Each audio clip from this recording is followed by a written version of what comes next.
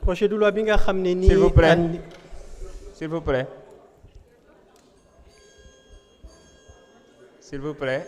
donc lu ma doon wax moo di projet de loi bi nga xam ne nii andil ngeen ñu ko tey pour ñu voter ko qui est relatif à la modification de l'article 319 du code pénal du 21 juillet 1965 mu nekk loo xam ne nii c'est en conformité ak li nga xam ne nii moom la askanu Sénégal bëgg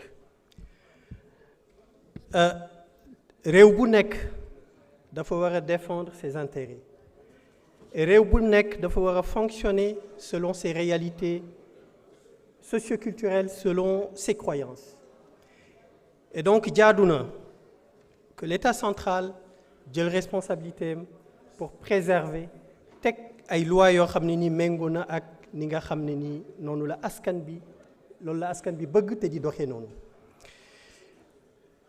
donc c'est extrêmement important waaye man dama am ñaar ba ñetti inquiétude ci loi bi et j'espère bien que di ñu ko leeralal boo ñëwee bokk na ci alinéa 9 bi nga xam ne nii moom la Tafsir wax léegi c'est la dénonciation dama jàpp ni loi bi dafay créer benn flou entre ci frontière dénonciation ak accusation la dénonciation c'est une alerte c'est un devoir citoyen d'ailleurs c'est dans cette même dynamique qu'on avait voté en 2025 la loi sur la protection des lanceurs d'alerte et donc ma jàpp ni le fait de pénaliser la dénonciation dafay indi ay jafe-jafe bu ñu xoolee alinéa 9 de cet article qui dispose que toute personne de mauvaise foi qui aura dénoncé par l'un des moyens énoncés à l'article 248 du présent code l'un des actes prévus du présent article sera puni d'un emprisonnement de 2 à 5 ans et d'une amende de 500 à 2 millions de francs CFA. jafe-jafe bi ma am ci alinéa boobu moo di la dénonciation. On sait que la dénonciation, du point de vue du droit pénal sénégalais, c'est un acte par lequel une personne informe les autorités judiciaires ou de police de l'existence d'une infraction qu'elle aura eu connaissance. Donc, on informe l'autorité judiciaire ou de police. Et là, on précise que cet alinéa stipule que toute personne de mauvaise foi qui aura dénoncé par l'un des moyens énoncés à l'article 248. Et ces moyens-là, c'est la télé, la presse, ainsi de suite. Donc, à mon sens, c'est paradoxal.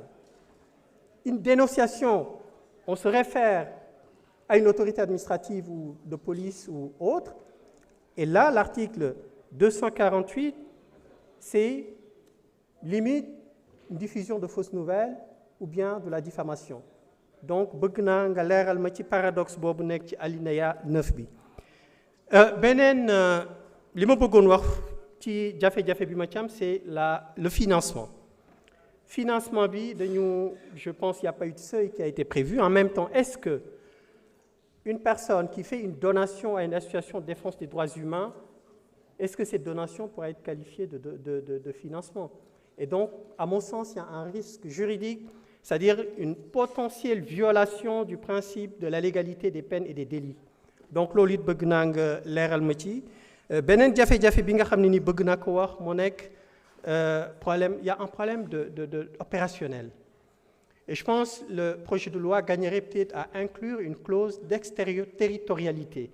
Par exemple, un Sénégalais qui commet une infraction qui est punie par ce projet de loi dans un pays où cette infraction n'est pas reconnue et légalisée, est-ce qu'il y aura des poursuites à l'encontre de cette personne? Donc, si on avait inséré une clause d'extraterritorialité, peut-être cette problématique pourrait être réglée.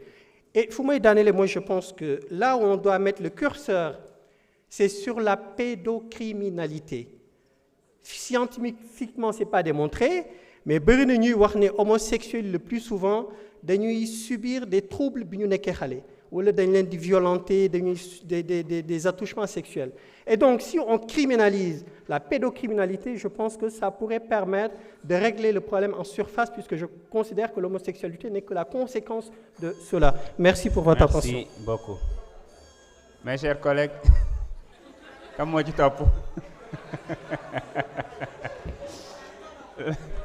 Je suspends pour 30 minutes d'une heure de temps. Donc, on reprend à 20h30 avec Bara Ndiaye. Hein? Donc, écoutez, on reprend à 20h.